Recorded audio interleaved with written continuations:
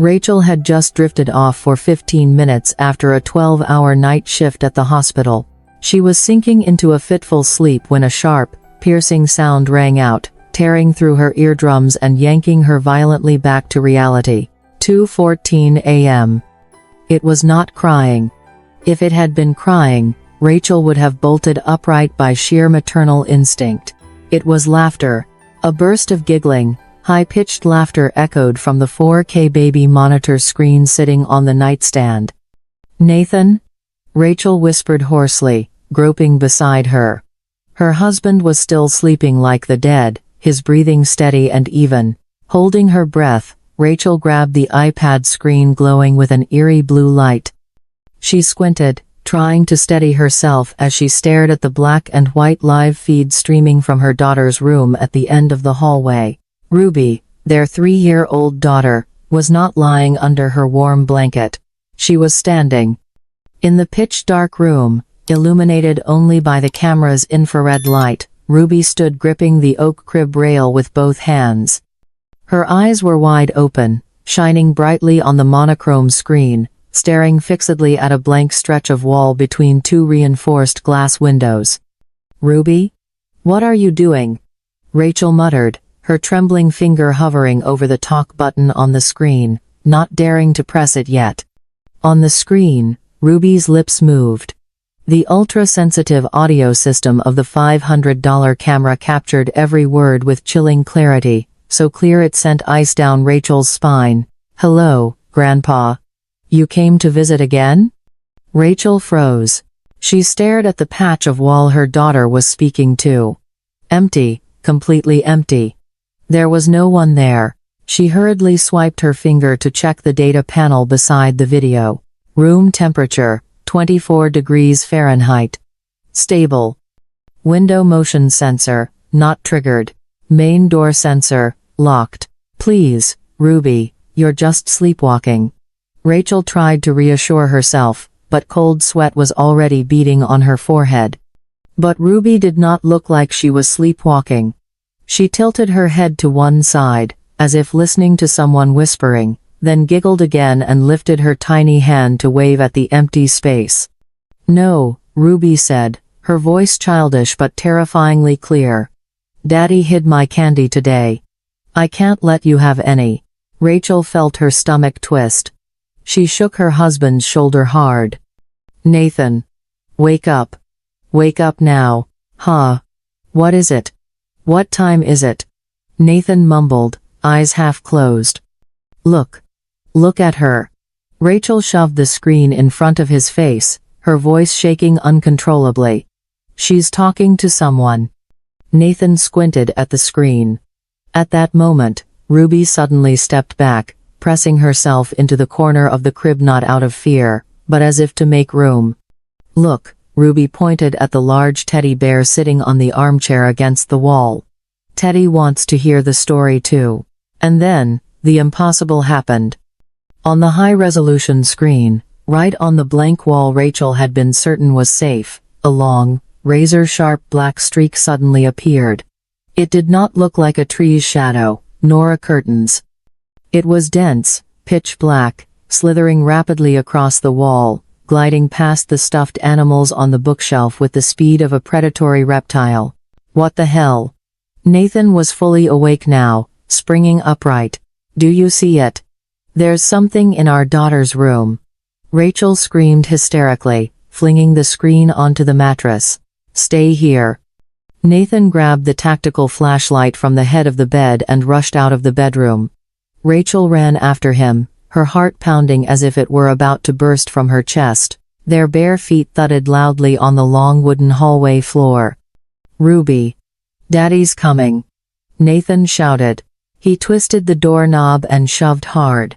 The door to Ruby's room slammed against the wall with a sharp bang. Nathan flipped on the light switch.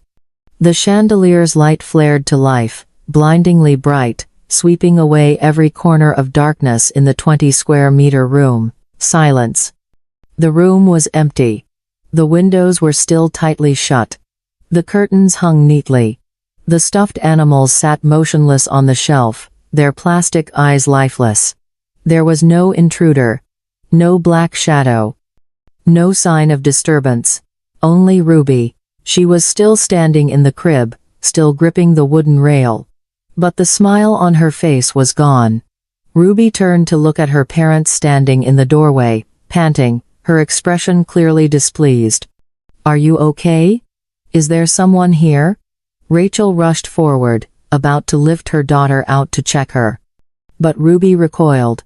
She raised her tiny index finger to her lips, signaling for silence, her bright eyes fixed on the now stark white wall under the electric light. "Shh," Ruby whispered, reproachfully serious. "Daddy's too loud." Nathan lowered the flashlight, looking around the room in confusion. "Ruby, who were you talking to?" Daddy saw something on the camera." Ruby pointed up toward the ceiling, where the chandelier light radiated brilliantly, then sighed deeply like a little old woman. "Daddy turned the light on too bright. Daddy made Grandpa fly away."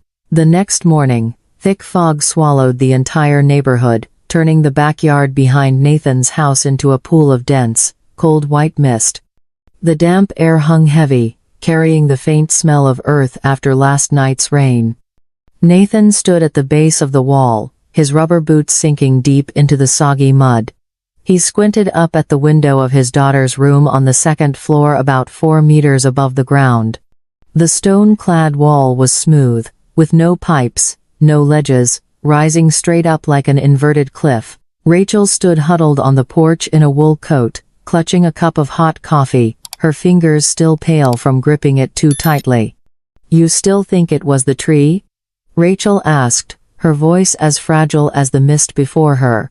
Nathan turned back, forcing a reassuring smile, even as unease gnawed at him. "Absolutely.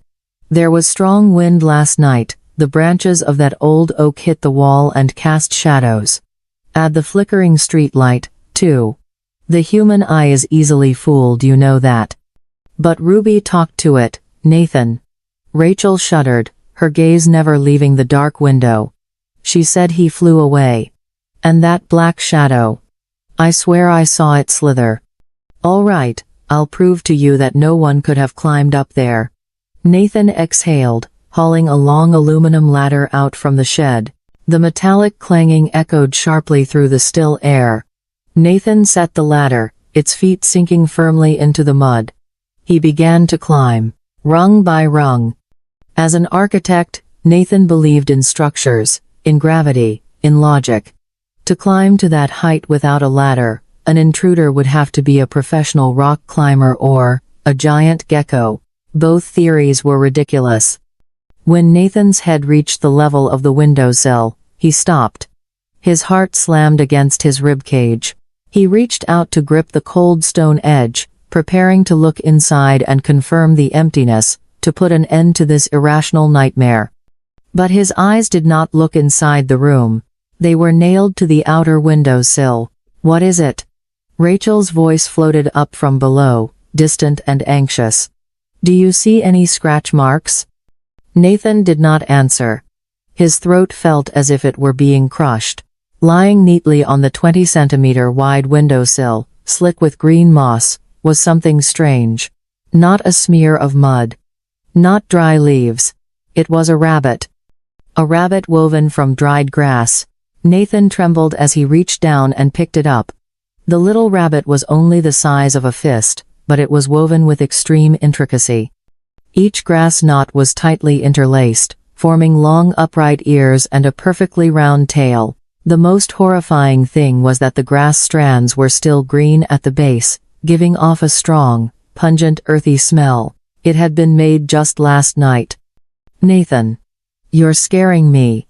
Answer me." Rachel screamed, no longer able to keep her composure. Nathan slowly climbed down, his hand clenched tightly around the evidence, his palm soaked with cold sweat. When his feet touched the ground, he nearly collapsed as his legs suddenly turned weak and rubbery. He opened his hand in front of his wife. What? What is that?" Rachel stammered, her eyes wide with horror. She stepped back, as if the grass rabbit were a ticking time bomb. "It was on the windowsill," Nathan whispered, his voice breaking. Right outside our daughter's room. That's impossible. Rachel shook her head violently, tears beginning to spill. The grass is still fresh. Who made it? How did they get up there? Nathan, look. There are no footprints. Nathan looked down at the muddy ground beneath the ladder. There were only his own boot prints and the marks left by the ladder he had just set up. Around them, the ground was smooth and untouched. Not a single shoe print. Not a single skid mark. The state-of-the-art security camera system, scanning 24/7, had sent no alerts to his phone at all. Someone flew up there. Rachel sobbed, clapping a hand over her mouth to stifle a scream. Or he's invisible. He's giving gifts to our child, Nathan. He's luring her. Nathan clenched the grass rabbit so hard it began to deform. The logic of an architect completely collapsed. This was a locked room mystery, but taking place in open space. Someone had come, left a mark, and vanished like smoke. Calm down, Nathan growled, trying to salvage the last scraps of reason as the man of the house. There are no ghosts. Maybe someone used a drone, or a long pole? Are you lying to yourself? Rachel shouted, pointing at the rabbit. Look at these knots. This is handmade. It had to be braided by hand. He was sitting right outside our child's window while we were sleeping. Nathan hurled the grass rabbit to the ground and ground his teeth.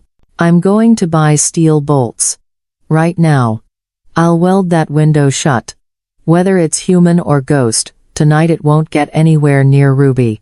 He turned and hurried toward the garage, leaving Rachel standing alone in the thick fog, staring at the grass rabbit lying on the black mud, looking gentle yet carrying the most terrifying threat a mother could ever receive. The third night. The air inside the house was stifling, like a string pulled to its breaking point. Nathan sat on the living room sofa, eyes glued to the tablet streaming live footage from his daughter's room. Beside him, Rachel sat hugging her knees, fingers rubbing the edge of her shirt, dark circles under her eyes from sleeplessness. Outside the window, the old oak tree, the pride of the garden, was now nothing but a bare, truncated trunk.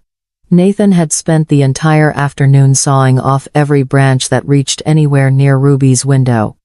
The fresh cuts, oozing sap, gleamed pale in the darkness like open wounds. You've turned our child's room into a fortress, Nathan, Rachel said softly, her voice trembling with exhaustion. Steel bolts on the window, cutting the tree, and now that industrial floodlight. Who are you declaring war on?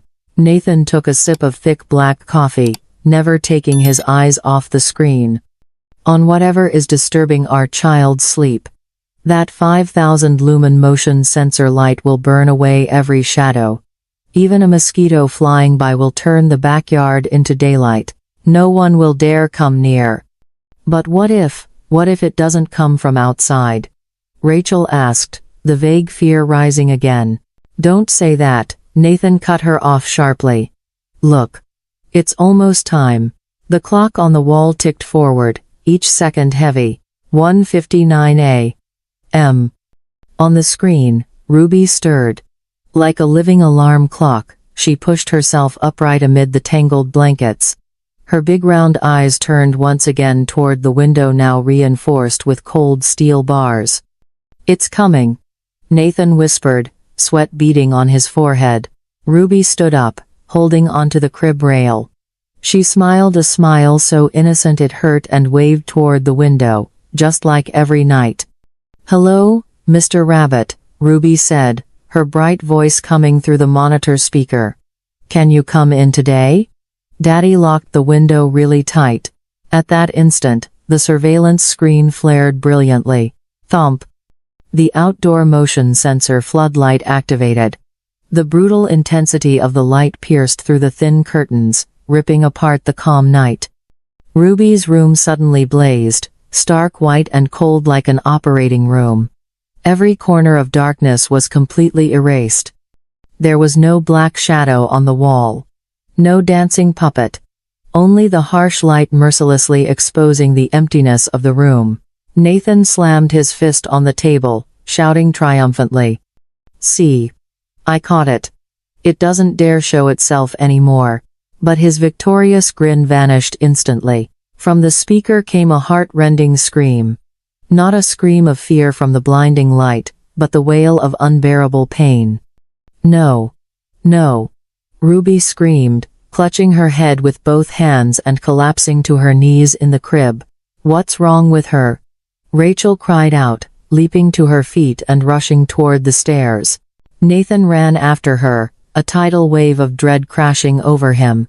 When they burst into the room, Ruby was curled up in the corner of the crib, tears streaming down her face, her cheeks flushed red from crying.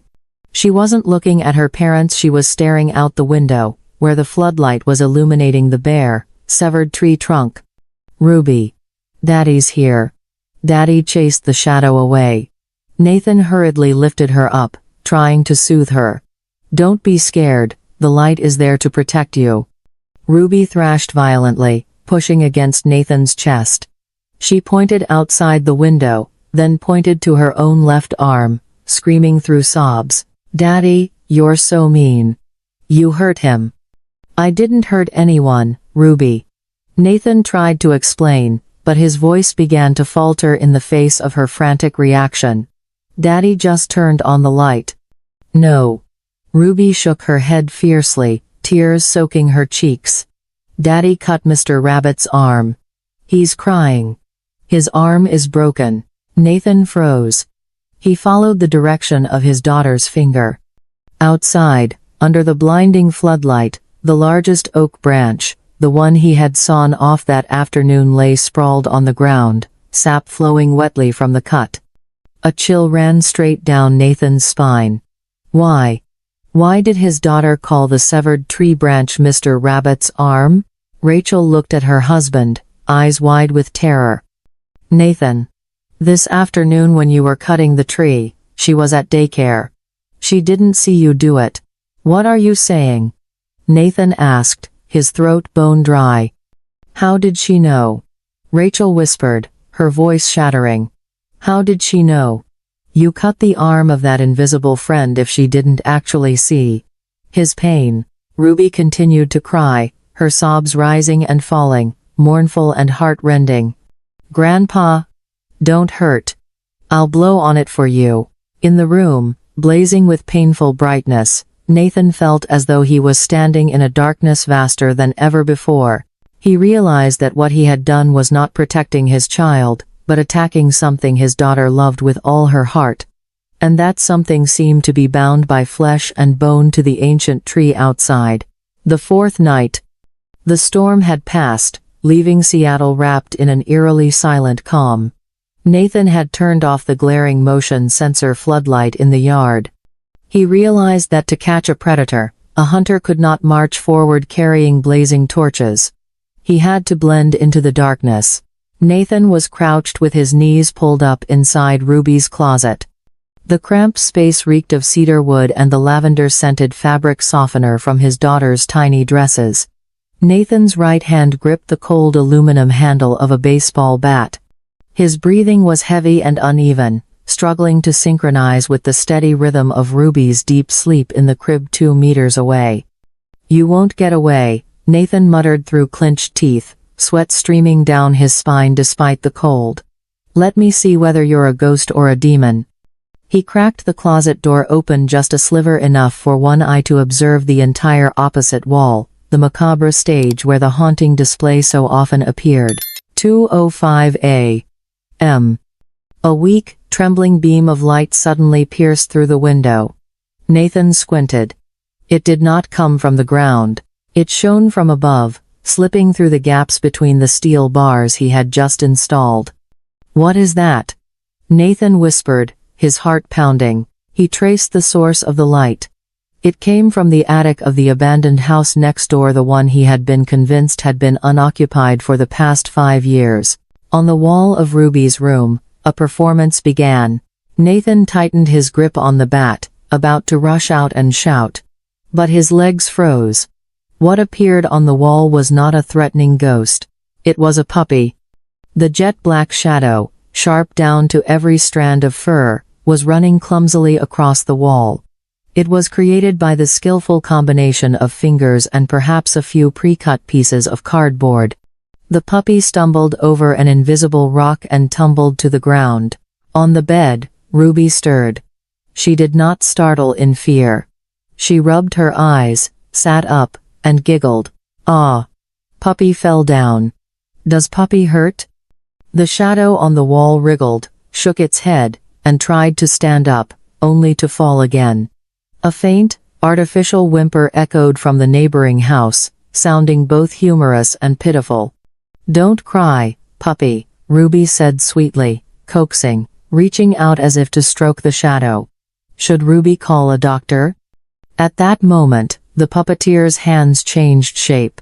From the ceiling, another shadow swooped down. A dove with wings spread wide gently landed beside the injured puppy. The bird pecked lightly at the puppy's head, tenderly, as if comforting it. Nathan stood stunned. The baseball bat slowly slipped from his hand, hitting the closet floor with a soft clack. This was not harassment. This was master-level shadow puppetry. Look, bird came to save puppy, Ruby exclaimed, clapping softly. Grandpa Rabbit is so good. Tonight you're telling the story of the brave puppy, right? Outside, a belated clap of thunder rumbled on the horizon. The booming sound made the windowpanes rattle violently. Ruby flinched, curling up, her face turning pale with fear. Mommy. I'm scared.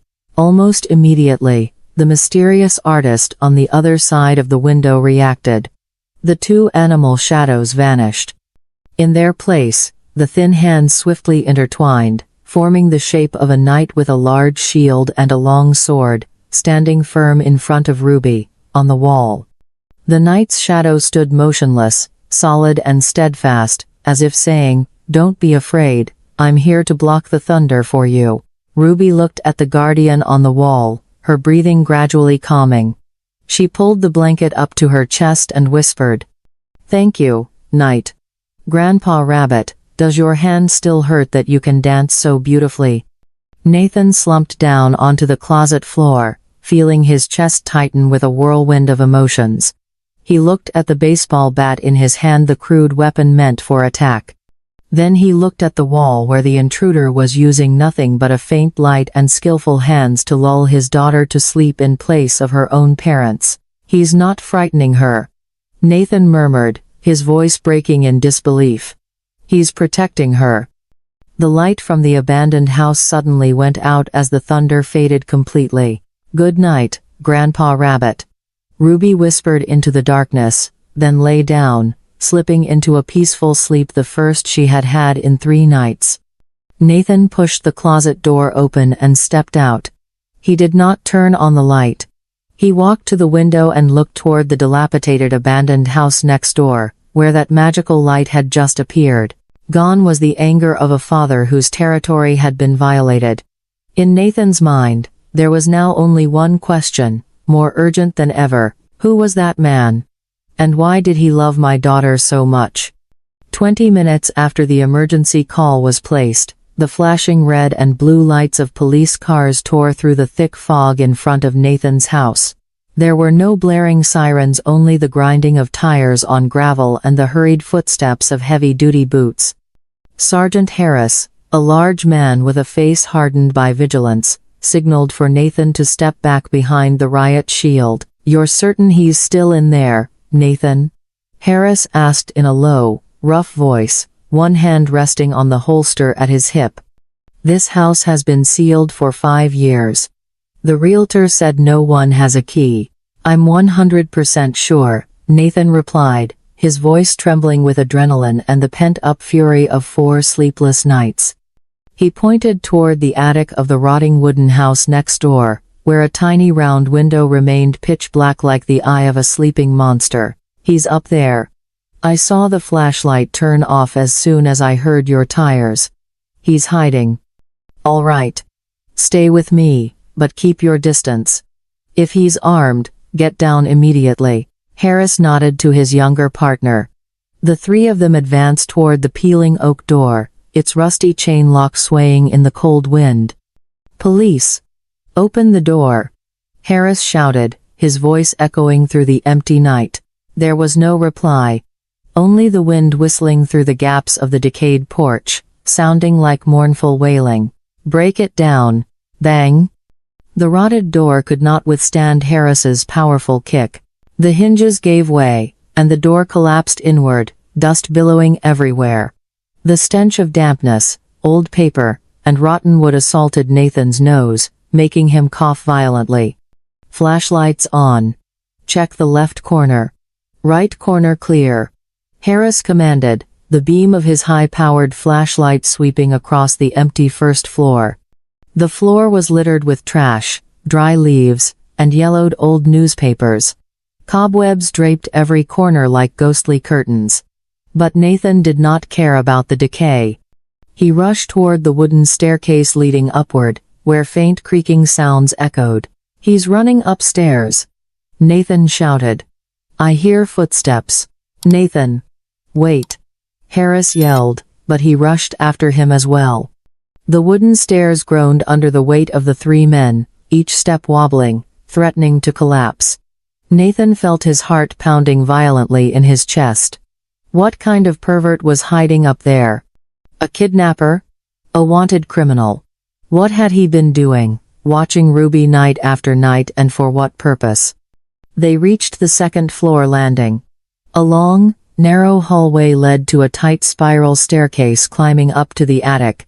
Beneath the crack of the top room's door, a faint beam of light was leaking out. Nathan stopped, breathing hard. He looked at Harris. The police officer nodded, signaling for silence. They crept closer. Inside the room, a hoarse, muttering voice rose, sounding like a mournful chant. "Don't forget. The knight has to save the princess. Where did I put the shield? The little girl will cry." Nathan frowned. This voice. It didn't sound like that of a threatening man. It sounded like someone lost in the labyrinth of his own mind. "Police. Stay where you are. Hands on your head." Harris shouted and kicked the attic door wide open. The beams from three high-powered flashlights shone straight into the cramped room at once, turning it into a glaring stage. "Ah! Turn it off. Turn it off. It's too bright." In the corner of the room, curled up on a pile of old newspapers spread out as a bed, was a thin, frail figure, not a burly man. Not a violent criminal. It was an old man. He was wearing a hole-ridden wool coat, his beard and hair completely white and wildly unkempt. Faced with the blinding police lights, he didn't reach for any weapon. Instead, he did something that made Nathan freeze. He clutched a tattered burlap bag tightly to his chest, curling his body like a shrimp to shield it. "Stand up. Drop the bag. Now." Harris roared, aiming his stun gun at the homeless man. "What's in the bag? A knife? A gun?" "No, no." The old man trembled violently, his voice whimpering like a child caught doing something wrong. "Don't take it from me, my props. The little girl is waiting for the ending. I said drop it." Harris moved closer. The old man panicked, stumbling backward and tripping over a pile of empty cans. The burlap bag slipped from his hands and thudded onto the dusty wooden floor. Nathan held his breath, waiting for a knife or something dangerous to fall out. But no. From the torn mouth of the bag, the weapons of the intruders spilled across the floor. Puppets meticulously cut from cardboard noodle boxes. A puppy with one broken leg patched up with tape. A dove. A knight holding a shield. And rolling around beside them were several rabbits braided from dried grass identical to the rabbit Nathan had found on the windowsill. An old-fashioned, bulky flashlight lay nearby. Its lens was cracked, patched all over with clear tape to focus the light better, creating the weak beam Nathan had seen. Nathan lowered his own flashlight. The anger inside him suddenly dissolved, replaced by utter bewilderment. "This is..." Nathan stammered, bending down to pick up the dog puppet. The cuts were clumsy but filled with effort. "Who are you?" Nathan asked, his voice dropping. "Why are you doing this to my daughter?" The homeless man squinted at Nathan through the gaps between the fingers covering his face. His eyes were cloudy, dull, vacant, yet flickered with a primal fear not of the police, but of the darkness closing in on his unfinished story. "My name is Thomas," he whispered, trembling as he pointed toward the round window that looked straight into Ruby's room. "Please. Turn off the light. Ray is about to wake up. If she doesn't see the night, she'll be scared of the thunder. I have to finish the story. I promised her." "Ray?" Harris frowned, lowering his weapon. "What the hell is he talking about? Your daughter's name is Ruby, isn't it?" Nathan looked at the old man named Thomas, then at the torn cardboard puppets scattered across the floor. A jolt of electricity ran down his spine. Ray? That wasn't his daughter's name. But the way the old man said it carried a love so painful it made the listener choke. "Check his pockets for any ID," Harris ordered the young officer, then turned to Nathan. "Looks like we caught a senile old man riding trains without a ticket. But why does he know your child's window?" The young officer searched the thick, foul-smelling coat Thomas was wearing. "Sir, no wallet. Just an old laminated photo," he said, handing it to Harris. Nathan leaned in to look. The yellowed black and white photo showed a handsome young man carrying a little girl about 3 years old on his shoulders. Both were smiling brightly. Nathan narrowed his eyes. The man in the photo had a very familiar smile. And the little girl? Her eyes looked exactly like his wife Rachel's. "Wait." Nathan snatched the photo, his hands beginning to shake uncontrollably. He spun around to look at the filthy homeless old man crouched in the corner, still muttering about the night and the dragon. "Thomas?" Nathan whispered, feeling as if the ground beneath him were collapsing. "Thomas? Wilson?" That was his wife's maiden name. The old man looked up when he heard that surname. A spark flashed in his cloudy eyes, then vanished as quickly as a match blown out by the wind. "Wilson? No, no." He shook his head violently, clutching it in pain. "Wilson is gone. Wilson lost the house. Only Mr. Rabbit is left. Mr. Rabbit tells stories to Ray." Nathan staggered back, bumping into Harris. He understood everything. This intruder was not a stranger. He was both the most unfamiliar and the most familiar person of all. "Take him to the station," Nathan said, his voice breaking, hoarse. "Call Rachel. Tell her to come immediately. And tell her to prepare herself. Her father, the man she thought had died 5 years ago, has just been found. Way there ever. 3:45 a.m. The observation room at the police station was steeped in the artificial chill of the air conditioning, but Rachel felt sweat soaking down her spine. She stood behind the one-way glass, both hands pressed tightly against the icy surface, red-rimmed eyes staring at the man curled up in the interrogation room. The harsh white neon light shone straight down on his head, exposing a pitiful sight: matted hair, filthy, tattered clothes reeking of dampness, and narrow shoulders trembling in fits. "Is it him?" Rachel asked, her voice hard, holding back the restraint of a mother who had endured nights of terror. "The one who stalked my daughter? The one who made those grotesque puppets?" Nathan stood right behind her. He didn't answer immediately. He placed a hand on his wife's shoulder, gripping it heavily with worry. "Rachel, calm down and listen to me," Nathan whispered, his voice hoarse. "He has no identification. The police found him completely disoriented. He doesn't remember who he is, doesn't remember the date. I don't care if he's crazy or pretending." Rachel whirled around, cutting him off, her eyes blazing with fury. "I want to know why he knew Ruby's window. Why he knew she's afraid of thunder. How long has he been watching our family?" "He hasn't been watching our family, Rachel," Nathan said, pulling the yellowed black and white photo from his pocket, the one the police had found in the suspect's coat. He handed it to her, his hand slightly trembling. "He's just been trying to find his way home." Rachel frowned and took the photo. An old photograph, showing a young man smiling brightly with a little girl on his shoulders. Rachel's heart skipped a beat. The little girl in the photo had a smile exactly like Ruby's. And the man? That's impossible.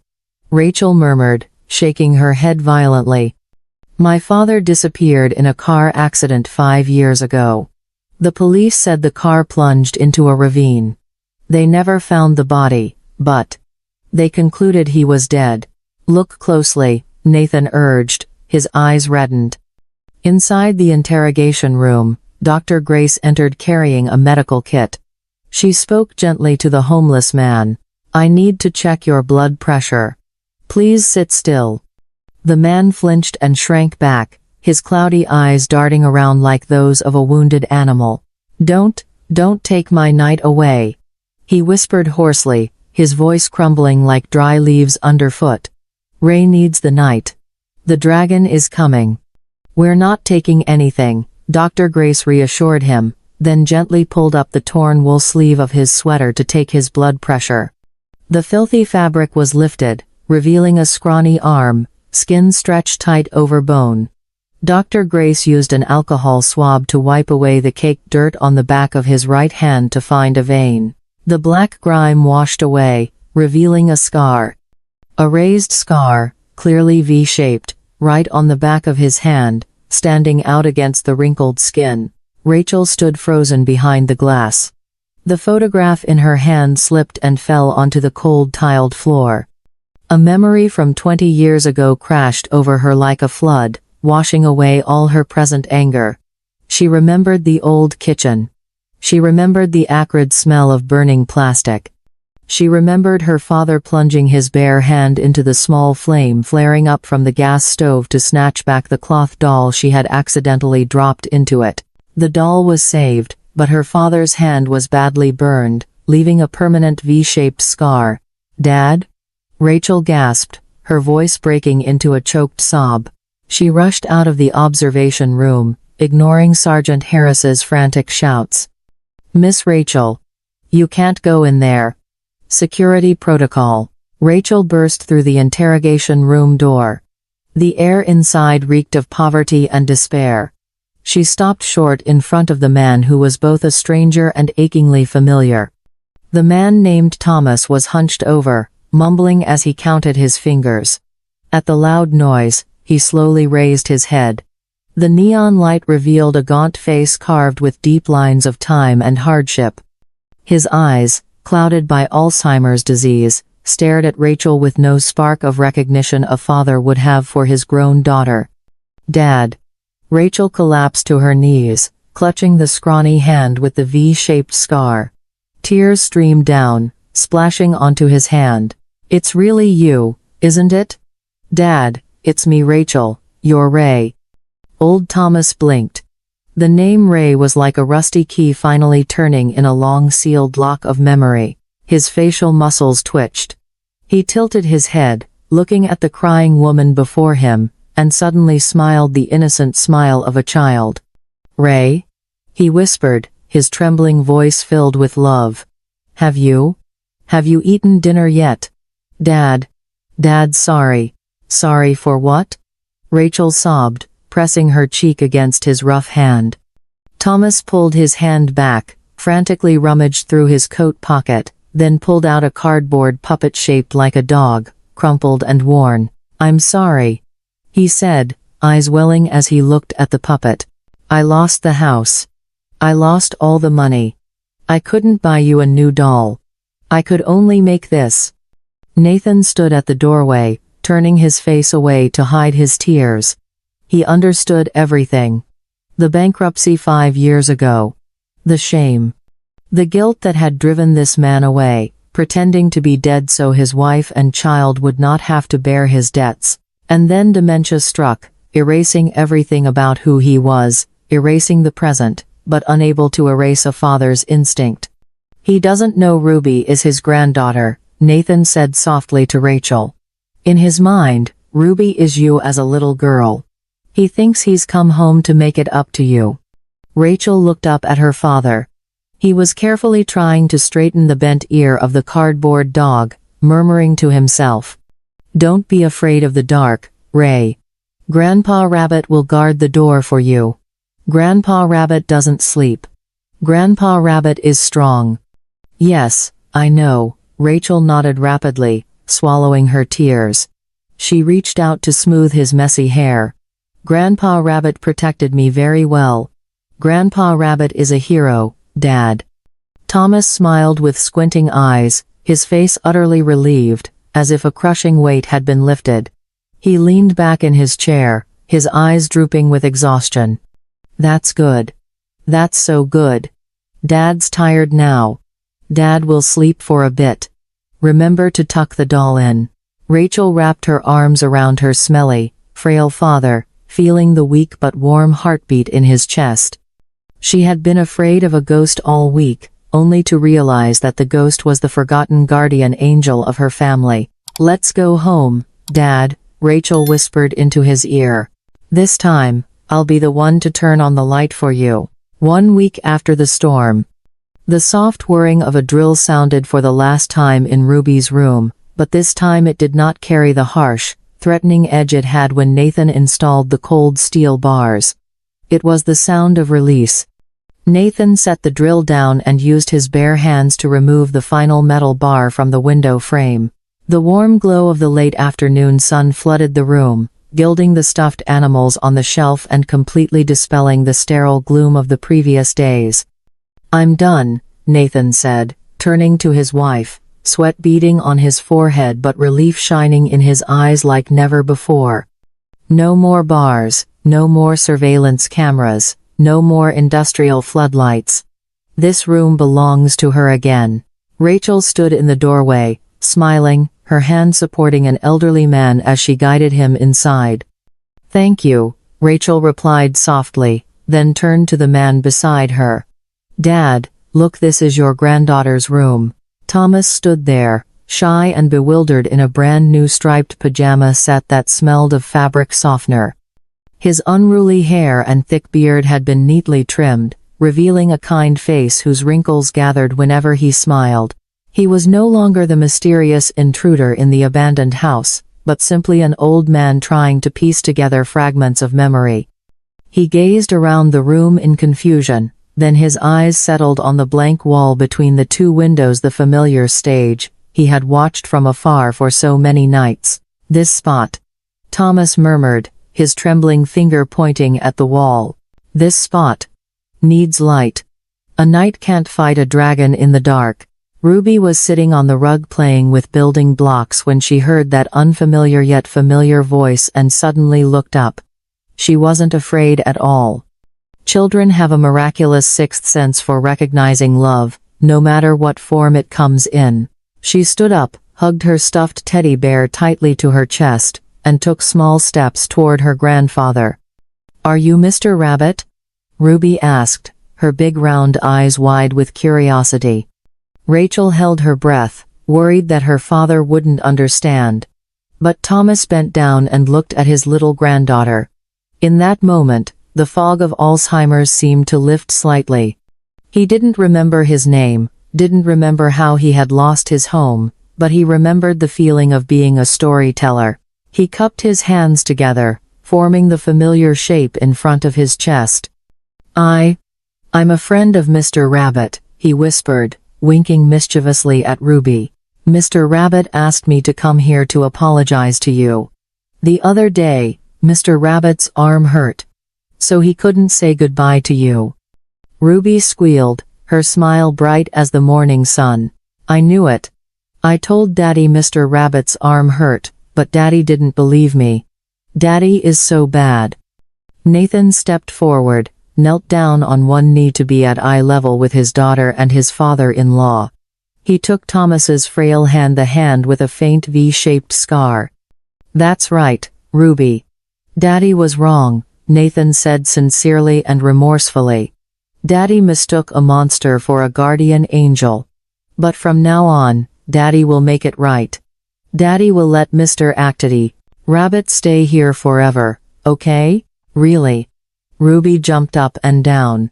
Mr. Rabbit will sleep here. Mr. Rabbit will sleep in the guest room, right next to your room, Rachel added, her eyes glistening with tears. And every night, he'll tell you stories. No more climbing through the window. Thomas looked at his daughter and son-in-law in confusion, then at the cozy armchair placed beside Ruby's crib. He timidly walked over and sat down. The chair seemed as if it had been made just for him. So where's the ticket?